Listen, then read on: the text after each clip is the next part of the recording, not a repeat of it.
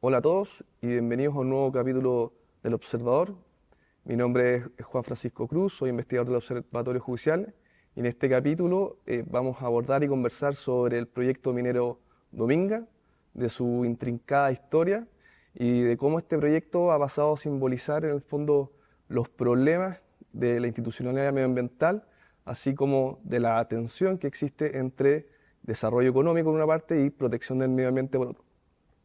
En esta oportunidad contamos con la participación del destacado abogado Emanuel Ibarra. Eh, Emanuel es abogado de la Pontificia Universidad Católica y magíster en Derecho Medioambiental por la Universidad Finisterra. Cuenta con una destacada trayectoria en Derecho Medioambiental, especialmente en litigios, durante los años 2013 a 2022, es decir, casi una década.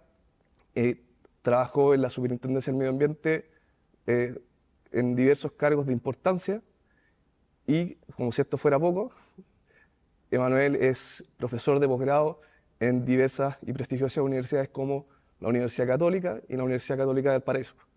Hola Emanuel, muchas gracias por venir acá y compartir con nosotros en esta instancia. No, muchas gracias a ustedes por la invitación y feliz de conversar con ustedes sobre este caso tan particular y que nos puede enseñar y mostrar muchas cosas también. Bueno, para quienes nos escuchan, creo que es primero partir por contextualizar en el fondo el proyecto Dominga. En el Sí. sentido, si quería pedirte si tú pudieras hacernos como una sinopsis de su historia, que ya a esta altura es literalmente kafkiana, ¿cierto? Y cómo esa historia ha llevado a Dominga a representar o a simbolizar en el fondo lo que podríamos decir que es la suma de todos los males de la institucionalidad ambiental en Chile. Ya, súper bueno partir con esto para ordenar un poco toda esta historia tan larga, porque imaginémonos que este proyecto entró a evaluación en el 2013 y recién en el 2017 se le rechaza por la comisión de evaluación, que es la comisión que vota estos proyectos, y ese mismo 2017 el comité de ministros confirma esa calificación desfavorable. Entonces ahí el titular va al Tribunal Ambiental y el Tribunal Ambiental en el año 2018 dice, le acoge el reclamo al titular, pero lo acoge por motivos de forma, no de fondo. Entonces ahí las comunidades van a la Corte Suprema y la Corte Suprema del 2019 le dice, no al Tribunal Ambiental, usted tiene que pronunciarse sobre el fondo y con un ministro que ya no estén inhabilitados. Entonces eso significó que el Tribunal Ambiental el año 2020 tuvo que hacer una nueva audiencia de alegato y el 2021 saca un fallo que se pronuncia sobre el fondo y le da la razón al titular. Entonces, en el fondo dice, yo retrotraigo el procedimiento para que vuelvan a votar sobre el proyecto Dominga porque el rechazo estaba malo. Entonces, cuando se hace esta nueva votación, el año 2021, en agosto del 2021, y este proyecto se califica favorablemente, se la aprueba. Y ahí se interponen 26 reclamaciones por parte de los observantes del proceso de participación ciudadana. Y el 2023, en junio, el comité de ministros de ese entonces lo califica desfavorablemente. Otra vez. Entonces aquí el titular de nuevo tiene que ir al Tribunal Ambiental. Y llega al Tribunal Ambiental, ya esta que es la última ocasión en que llega, ahora, y el Tribunal Ambiental a fines del año pasado, ¿no es cierto?, saca esta sentencia donde acoge el reclamo del titular y dice varias cosas interesantes. Dice en primer lugar que el proyecto efectivamente en los aspectos que se reclaman tiene una evaluación correcta, cuestiona la imparcialidad de ciertos miembros del comité, específicamente de dos ministras, la de Minería y la de Medio Ambiente, por haber dicho de alguna otra forma prejuicios sobre el proyecto antes de votarlo. Reclama la tardanza, que se demoraron en resolver las reclamaciones más de un año y el plazo que dice la ley son 60 días. Y finalmente, sobre la base de esto, ordena y dice, acá el comité de ministros tiene que votarlo de nuevo, imagínate, de nuevo, otra vez, en 15 días. Y tiene que, en esa votación, asumir que estas materias que ya están, que sabemos cuáles son, es medio marino, es recursos hídricos, es contaminación acústica de ballenas, material particulado sedimentario, valor turístico, dice, eso está bien evaluado y eso no hay que discutirlo más, de alguna manera lo dice el tribunal. Y le da 15 días. Y esto es lo que ocurre estos últimos meses que recién nosotros hemos presenciado esta situación, que el comité de ministros, como está todo inhabilitado, se tuvo que reunir recién el 8 de enero del 2025. si tú ves quién está, no hay ningún ministro, o sea, son subsecretarios o funcionarios que siguen en el orden de subrogación y lo vuelven a rechazar. ¿Y cuál es la particularidad de este último rechazo? Es que sacan dos temas nuevos que no estaban nunca discutidos en todos estos procesos que estamos hablando, que es un tema de CONAF, que habían dos especies, ¿no es cierto?, que no estaban ponderadas, y un tema del plan de contingencia y emergencia. Entonces, se vuelve a rechazar. Y aquí la empresa, en este nuevo rechazo, dice, bueno, acá yo no voy a hacer un reclamo como común, sino que aquí lo que yo voy a hacer es un incidente en el cumplimiento incidental del fallo. ¿Qué quiere decir eso? Que el titular dice, acá se está incumpliendo un fallo. Y eso es lo que se promovió ahora último en el Tribunal Ambiental.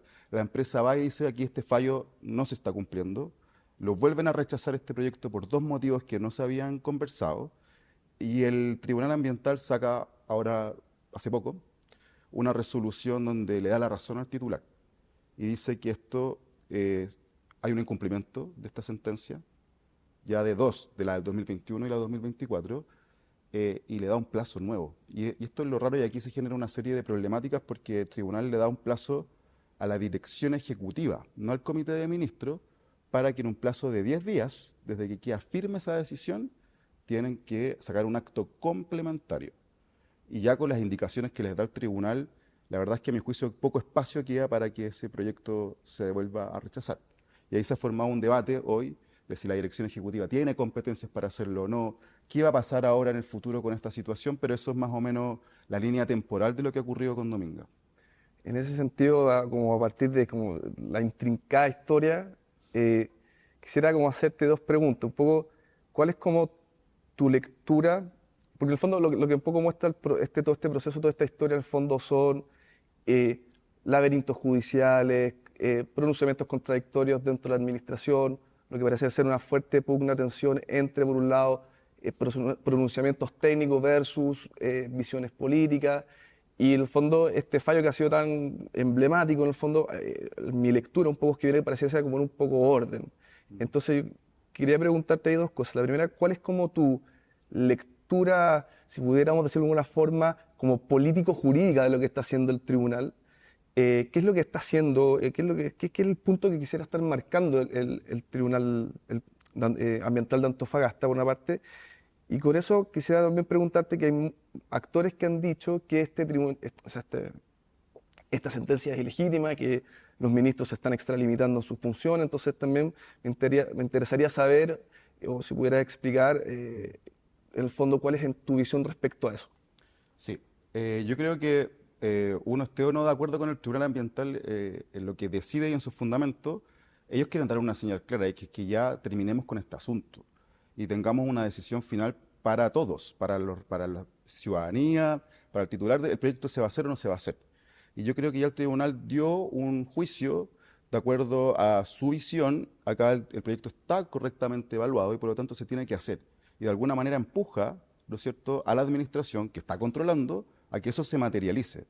Y el punto es que el Tribunal Ambiental, frente a una decisión de un comité de ministros que vuelva a rechazar el proyecto por otros motivos, ve que ahí hay una cuestión que no está cumpliendo lo que el mismo tribunal ordenó. Entonces, finalmente, cuando uno ve todo el panorama como en perspectiva, fíjate, si sacamos los números, nos encontramos con una comisión de evaluación que primero lo rechaza, después que lo aprueba, 3 comités de ministros distintos que lo rechazan, pero después 3 sentencias del Tribunal Ambiental que acoge el reclamo del titular.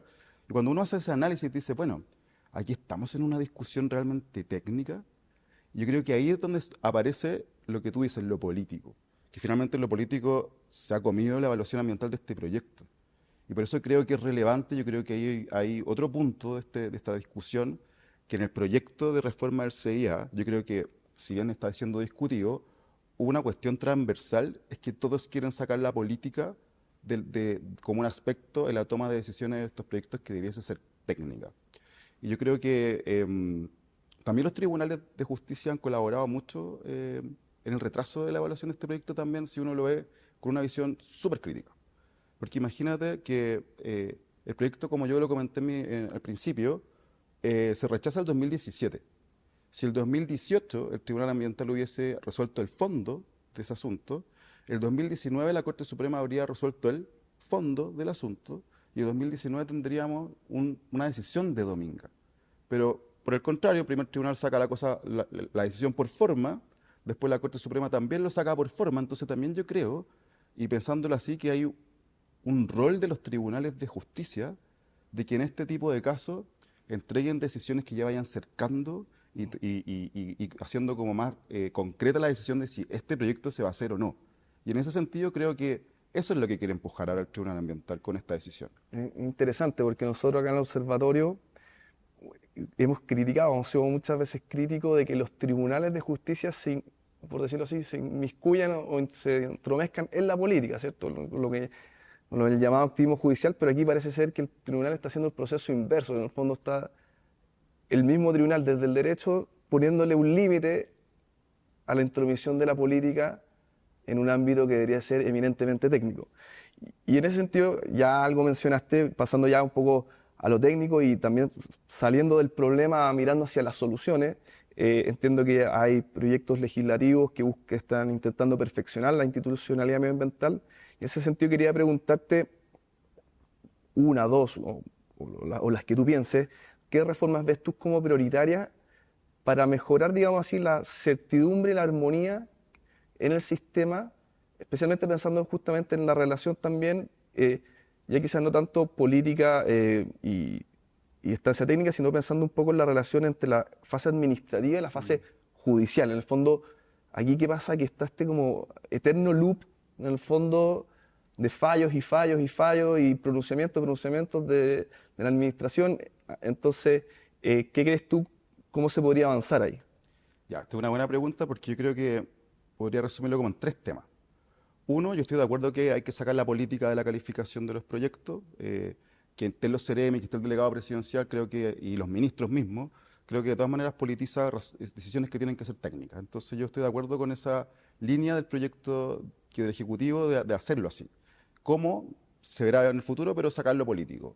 El segundo elemento que yo creo que falta y que no está, esta norma de clausura, porque como tú dices, estos proyectos se aprueban, los reclaman, los tribunales los devuelven a la evaluación, se vuelve a reclamar y así vamos una a una, y ya llevamos en este caso más de 10 años. Entonces, en el proyecto actual no hay una norma de clausura judicial respecto de los proyectos cuando en el fondo uno cuestiona una aprobación o un rechazo del mismo. Eso no está. Y creo que lo otro relevante es, si uno analiza estas evaluaciones ambientales y uno piensa y dice, ¿dónde estos proyectos se atrasan en su evaluación ambiental? ¿Dónde? Y cuando uno hace un análisis estadístico, esos atrasos vienen por las cosas que piden los organismos sectoriales, por la cantidad de información que piden. Muchas veces organismos sectoriales entre ellos son contradictorios con lo que piden. Entonces, el titular frente a todas esas solicitudes se ve un poco en una situación compleja.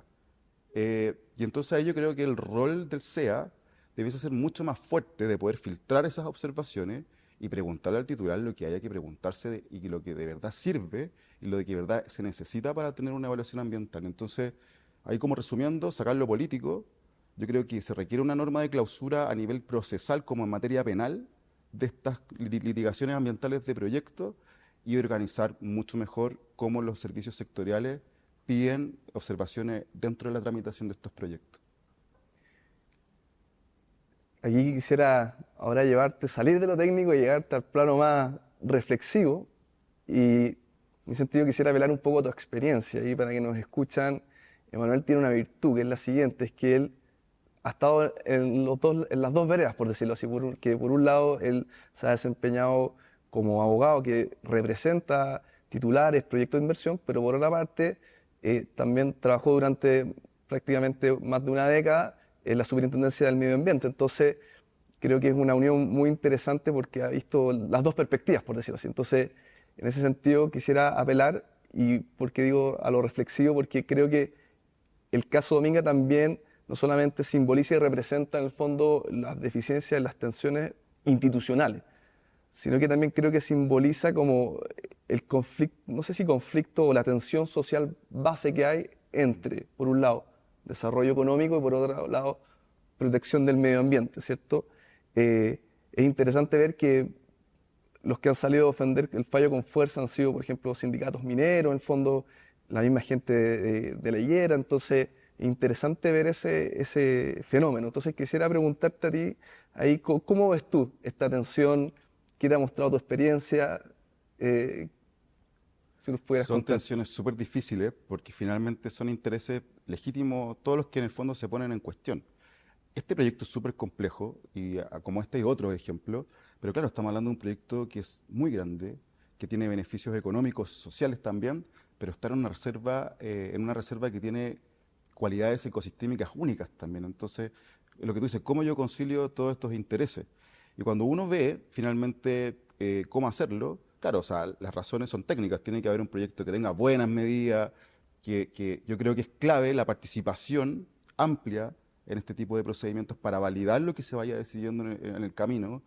Y también, ¿no es cierto?, que haya una participación que finalmente refleje intereses realmente afectados, porque la forma en que hoy se desarrollan este tipo de procedimientos también abre espacios para que uno pueda abusar de las vías del derecho y poder instrumentalizar esto para otros fines. Pero yo creo que es muy importante que la participación sea amplia y que hayan respuestas técnicas y que estos proyectos tengan medidas técnicas. Yo creo que al final de cuentas, cuando uno ve las posturas de las distintas partes, bueno, obviamente que aquí hay gente que se va a oponer siempre a estos proyectos, pero la mayoría yo creo que quiere un poco es que los proyectos convivan y que haya un desarrollo sostenible porque se requiere y se necesita. Y yo creo que finalmente como que el derecho y finalmente las reglas y estas reformas tienen que apuntar a eso. Y para ir cerrando, ¿cuál es esperanzado o decepcionado? ¿Cuál es tu situación en este momento hacia lo que va a salir de toda esta situación de Dominga? Bueno, más allá en el fondo lo que va a hacer con el proyecto puntual, sino en el fondo cómo la institucionalidad sea capaz de reaccionar para tener la institucionalidad más robusta posible y que justamente logre, como bien señalas tú, un buen equilibrio y una buena tutela de los intereses. Encontré muy interesante eso, es decir, los reales intereses, legítimos intereses, para que se haga una buena unión entre justamente desarrollo económico y protección al medio ambiente. Sí, eso es una buena pregunta porque ahora con esta decisión del tribunal lo que está pasando se abren caminos muy complejos, porque como te comenté en la primera pregunta que conversamos, acá el Tribunal Ambiental ya le dio una orden al Ejecutivo y le dice usted tiene que sacar un acto complementario. Eso el Ejecutivo a través de esa lo apeló, ¿no es cierto? Y ahí imaginémonos qué puede ocurrir en el futuro. Las Cortes de Apelaciones pueden acoger esa apelación, ¿no es cierto? Y estimar que está correctamente cumpliendo el fallo y por lo tanto vamos a tener que esperar las casaciones en la Corte Suprema. O por el contrario, la apelación puede ser rechazada y lo que va a tener que hacer el Ejecutivo es decidir de nuevo sacar este acto complementario. eh, y yo no sé qué espacios más le quedan al Ejecutivo para poder seguir rechazando este proyecto en virtud de lo que ha hecho el Tribunal Ambiental. Pero yo creo que la decisión final ahora la tiene la Corte Suprema. La Corte Suprema va a tener que sí o sí pronunciarse sobre las casaciones de Dominga. Y esa es la primera vez que la Corte Suprema va a resolver cosas de fondo del proyecto. Entonces yo creo que ya ese es el punto final y la Corte Suprema debe dar una señal única, final y definitiva de si Dominga se puede o no hacer, porque ahora, con los aspectos de fondo, esa decisión está completamente en sus manos. Y una tercera sala con una nueva Y integración. una tercera sala Vamos a ver Así es. cómo fija el rumbo. Vamos a ver, va a ser interesante cómo esta nueva sala va a poder fallar este proyecto. Bueno, Emanuel, muchas gracias por esta interesante conversación, por ilustrarnos, por compartir tu experiencia. Creo que va a ser una buena instancia para quienes nos escuchan puedan entender mejor sobre las consecuencias de estos casos que no son menores. El ámbito judicial tiene importancia en el país y aquí experiencias como la de Emanuel lo ilustran muy bien. Así que nada, darte las gracias Muchas gracias por la invitación. por venir y, y bueno, espero vernos en una nueva instancia. Ahí veremos qué pasa. Así que bueno, con esto vamos cerrando acá nuestro capítulo del Observador. Los dejo todos invitados a seguirnos en nuestras redes sociales, especialmente en YouTube, también en Spotify, que va a estar disponible, y también a seguir nuestro contenido y nuestros informes en nuestra página web www.observatoriojudicial.org. Muchas gracias y nos veremos en una nueva instancia.